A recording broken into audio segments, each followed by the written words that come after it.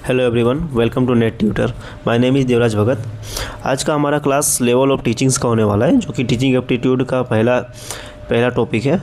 तो इसमें हम पढ़ने वाले हैं कि लेवल्स ऑफ टीचिंग होते क्या है, कितने तरीके के होते हैं, और साथ ही हम कुछ एमसीक्यूज़ को भी सॉल्व करने वाले हैं, ताकि हमें पता चले कि इस टॉपिक से क्वेश्चंस कैसे आते हैं। एनटीए इससे कभी कभी डायरेक्ट क्वेश्चन भी पूछता है और कभी कभी जो है क्वेश्चंस को वो घुमा कर ही पूछता है।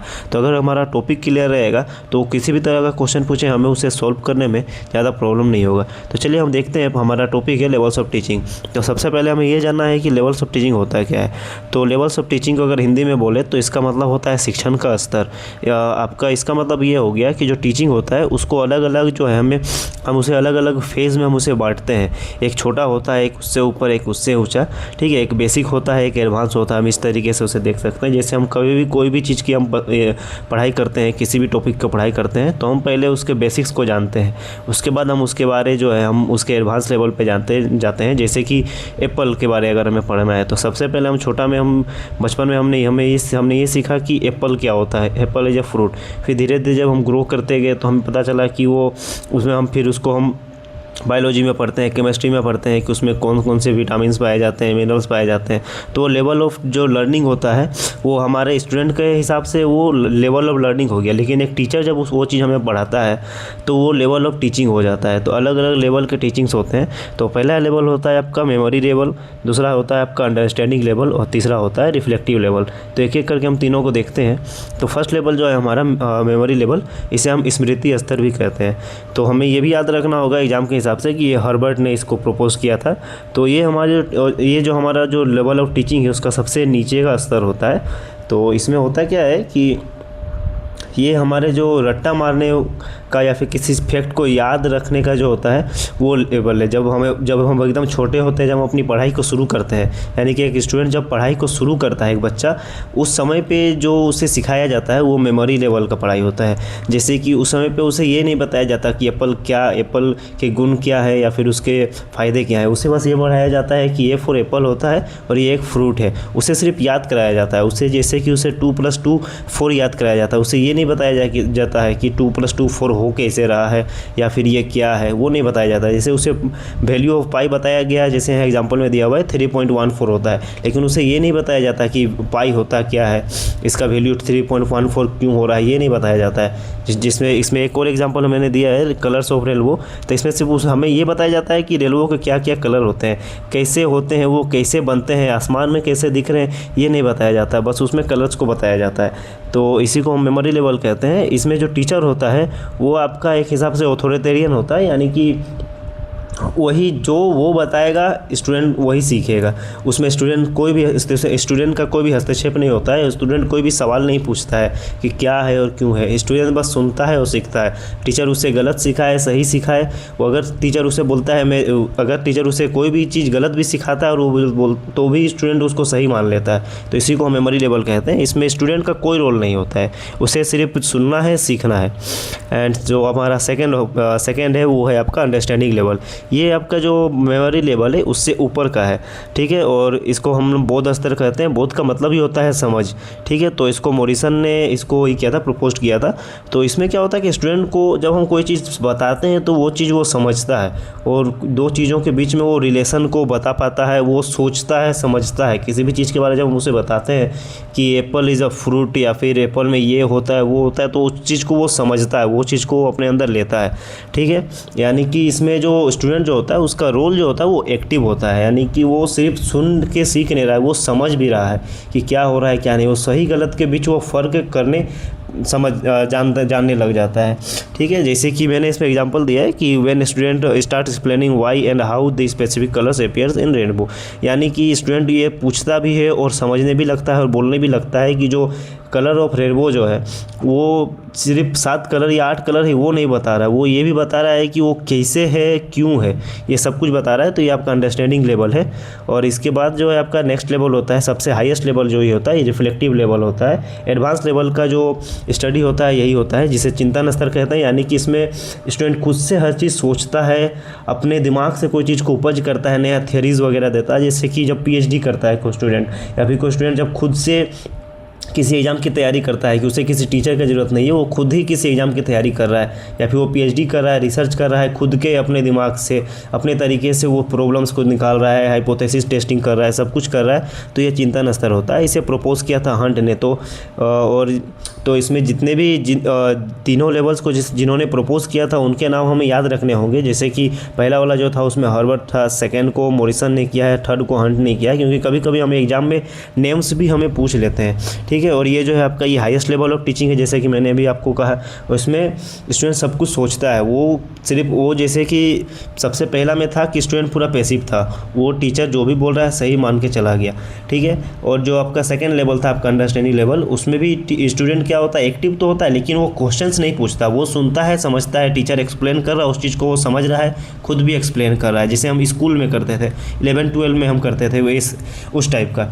वो जो रिफ्लेक्टिंग लेवल है इसमें क्या होता है कि इसमें स्टूडेंट टीचर को क्वेश्चन भी पूछता है, उससे मतलब बहस भी करता है, आर्गूमेंट भी करता है कि अगर टीचर कोई थ्योरी उससे समझा रहा है स्टूडेंट को, और अगर स्टूडेंट को लगता है कि नहीं ये गलत है या फिर ये इस तरीके से नहीं किसी और तरीके से हो सकता है, तो ये चीज़ जो होता है इसको चिंतन का स्तर कहते हैं, जिसमें कि स्टूडेंट खुद भी सोचता है, खुद भी समझता है चीज़ों को, और उसको सही गलत के बीच का फ़र्क वो करने लग जाता है, ठीक है। इसमें और इसका जो है इसमें टीचर का जो रोल होता है, इसमें टीचर एक फैसिलिटेटर की तरह हो जाता है, यानी कि वो सिर्फ एक पैसिव रोल तो नहीं कहेंगे, लेकिन पैसिव और एक्टिव के बीच का रोल हो जाता है टीचर का। और स्टूडेंट का रोल हो जाता है वो इसमें ज़्यादा हाई हो जाता है, क्योंकि ये स्टूडेंट के हिसाब से इसमें हम पढ़ने लग जाते हैं, ठीक है। इसमें टीचर के हिसाब से नहीं पढ़ते हैं, स्टूडेंट के हिसाब से पढ़ने लग जाते हैं। चलिए, ये तीनों लेवल हो चुके हैं, अब इनका हम सब कुछ MCQs कर लेते हैं।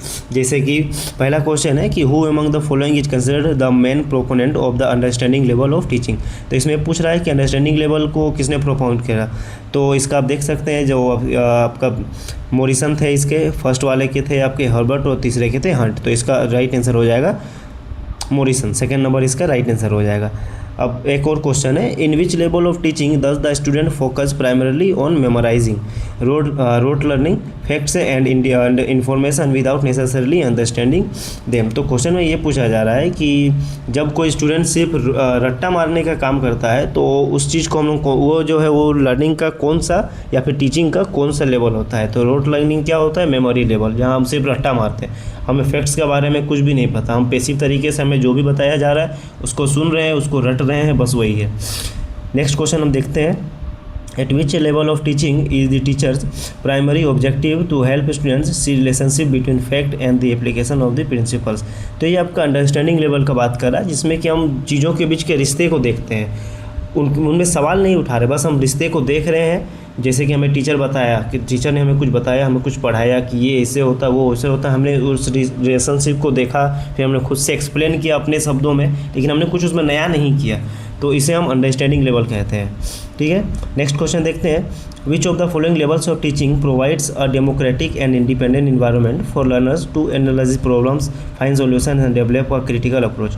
तो ये आपका रिफ्लेक्टिव लेवल हो जाएगा, क्योंकि ये इसी में ऐसा होता है कि हम जो एज अ लर्नर हम क्या करते हैं, प्रॉब्लम्स को एनालाइज करते हैं, उनके आंसर्स को देखते हैं, फिर उनका जो आंसर जो होता है उसको अलग तरीके से उसका एक अप्रोच लेकर आते हैं कि हम मान के चलिए टीचर किसी और तरीके से उसको एक्सप्लेन कर रहा है, हमारा थॉट कुछ और है, इस तरीके से जो होता है ये इंडिपेंडेंट एनवायरनमेंट इसमें मिलता है हमें, तो ये रिफ्लेक्टिव लेवल हो जाएगा। फोर्थ क्वेश्चन है आपका, which type of examinations are primarily used for evaluation at the memory level of teaching. तो इसमें ये पूछा जा रहा है कि मेमोरी लेवल ऑफ टीचिंग में जो है हम इवेल्यूएशन के लिए, यानी कि बच्चों के जो पढ़ा लेते हैं उनको, और उसके बाद उनको जो हम ये देते हैं, उनको हम क्या करते हैं कि उनका जो इवेल्यूशन करते हैं, यानी कि उनको जो क्वेश्चन आंसर देते हैं, उनके जो पढ़ लिए उन्होंने, उसको जो हम पूछते हैं कि कितना सीखा नहीं सीखा, एग्जामिनेशंस लेना जिसको हम बोल सकते हैं, वो इसमें से पूछ रहा है कौन सा तरीका होता है। तो इसमें से ऐसा कोई भी एग्ज़ाम नहीं होता है, तो बच्चों को कोई भी एग्जामिनेशंस नहीं लिया जाता है, उनको सिर्फ पढ़ाया जाता है, सिर्फ सिखाया जाता है, ठीक है। अभी तो मॉडर्न टाइम में ऐसा हो गया है कि क्वेश्चन आंसर सब कुछ होते हैं, लेकिन पहले इस टाइप के नहीं होते थे, या फिर मेमोरी लेवल में इस टाइप का नहीं होता है। एंड चलिए एक और टॉपिक है इसमें, अप्रोच या फिर कंटिन्यूम ऑफ टीचिंग, यानी कि टीचिंग के जो अप्रोचेस होते हैं, उसको हम लोगों को देखना है कि जैसे इसका जो लिखा हुआ है कि this tells us who is controlling the learning process, teacher और स्टूडेंट। यानी कि इसमें हम अप्रोच ऑफ टीचिंग में यह देखते हैं कि जो लर्निंग का जो प्रोसेस है, जो प्रक्रिया चल रही है, कि जो हम लोग पढ़ रहे हैं, तो वो जो है उसको एक टीचर उसको कंट्रोल कर रहा है या फिर एक स्टूडेंट कंट्रोल कर रहा है। जैसे कि हमने अभी इससे पहले पढ़ा कि मेमोरी लेवल को एक टीचर कंट्रोल करता है, उसके बाद जो आपका अंडरस्टैंडिंग लेवल होता है उसको भी बहुत हद तक एक टीचर कंट्रोल करता है, लेकिन जो हमारा उसके बाद जो हमारा रिफ्लेक्टिव लेवल होता है उसको एक स्टूडेंट कंट्रोल करता है। तो ये चीज़ में बोल रहा है कि इसका अप्रोच जो है उसके बारे में इसमें पढ़ा जा रहा है। तो उसी के तरह है, उसी से थोड़ा मिलता जुलता है, बस इसमें जो है जो टर्म्स है वो अलग यूज होते हैं, जैसे कि पेडागोजी, एंड्रागोजी और ह्यूटागोजी। तो इन तीनों को भी हमें याद रखना है। PAH से हम इसे याद रख सकते हैं। इससे भी क्वेश्चन पूछ लिया जाता है कभी कभी कि इन तीनों में से कौन आपका एडल्ट लर्निंग है, या फिर किस में आपका टीचर का रोल ज़्यादा है, या फिर किस में स्टूडेंट का रोल ज़्यादा है, ये पूछा जाता है। तो सबसे पहले होता है आपका पेडागोजी।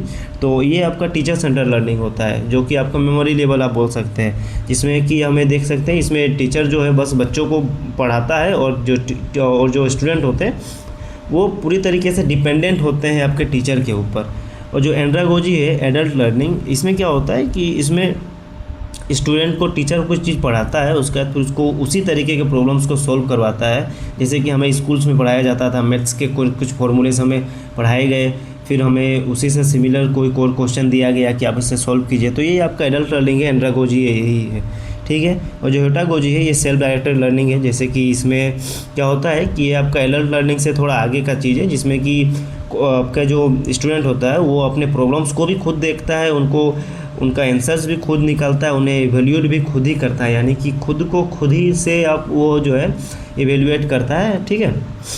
एंड चलिए अब इसका कुछ क्वेश्चंस इसके भी हम देख लेते हैं। Which approach of learning directly aligns with the memory level of teaching where the teacher completely determines what, how and when something will be learned। तो इसमें सबसे पहले इसका सबसे ऊपर का लेवल है मेमोरी लेवल, यानी कि आपका हो गया ये पेडागोजी, जिसे हमने कहा था PA और H। तो यानी कि पेडागोजी सबसे पहले आएगा, सेकंड में एंड्रागोजी, थर्ड में आएगा आपका ह्यूटागोजी। चलिए अब सेकंड क्वेश्चन देखते हैं। The term andragogy coined bye Malcolm Knowles refers to adult learning. This approach closely mirrors which level of teaching। तो इसमें ये पूछा जा रहा है कि जो लेवल ऑफ टीचिंग हमने पढ़ा था उसमें एंड्रागोजी किस लेवल ऑफ टीचिंग को एक हिसाब से बोलिएगा तो ये कर रहा है, उसके तरीके उसी के जैसा है। तो इसमें PAH यानी कि सेकंड नंबर एंड्रागोजी है, तो एंड्रागोजी किसके बराबर होगा, अंडरस्टैंडिंग लेवल के बराबर हो जाएगा, ठीक है। चलिए अब थर्ड क्वेश्चन देखते हैं। In heutagogy learners are highly autonomous and completely determine their own learning path, problem finding and problem solving. This approach represents the pinnacle of which teaching level।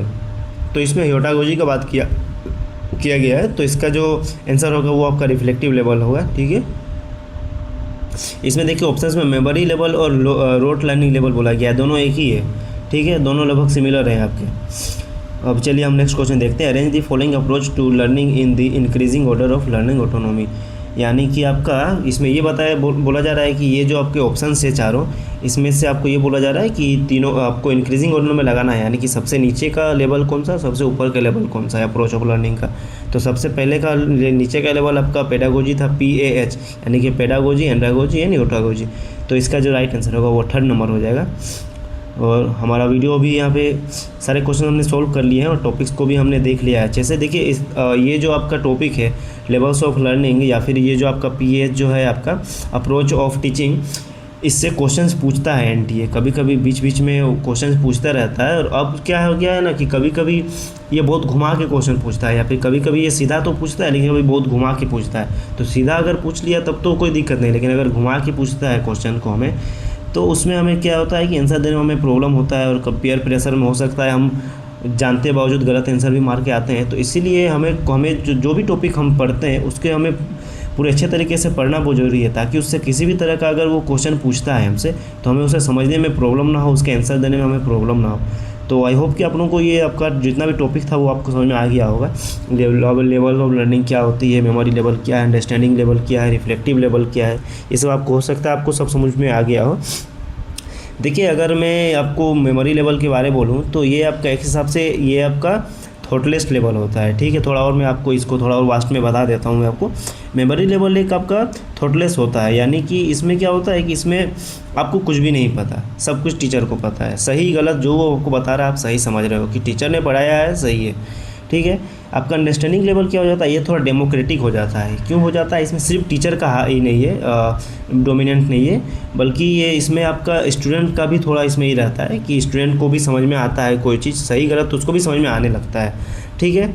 और जो आपका थर्ड लेवल है reflective level, ये तो आपका ये आपका problem solving का लेवल है। इसमें क्या होता है, ये इसको हम डबल लूप लेवल भी बोलते हैं, कि जिसमें आपका डोमिनेट करता है आपका स्टूडेंट इसमें, ठीक है। जैसे कि हमारे एमए में हम जैसे मास्टर्स करते हैं तो उसमें पढ़ते हैं, पीएचडी करते हैं उसमें भी पढ़ते हैं, वही है। फिर आपका मॉडल्स ऑफ लर्निंग जो होता है PAH से, उसे आप याद रख सकते हैं, ठीक है। चलिए फिर थैंक यू, आज का वीडियो यहीं पे ख़त्म करते हैं। नेक्स्ट वीडियो में हम देखते हैं टीचिंग एप्टीट्यूड के किसी एक टॉपिक को हम फिर से शुरू करेंगे, जिसमें कि जो हमारे एग्ज़ाम के लिए ज़्यादा इंपॉर्टेंट हो। चलिए गुड, थैंक यू।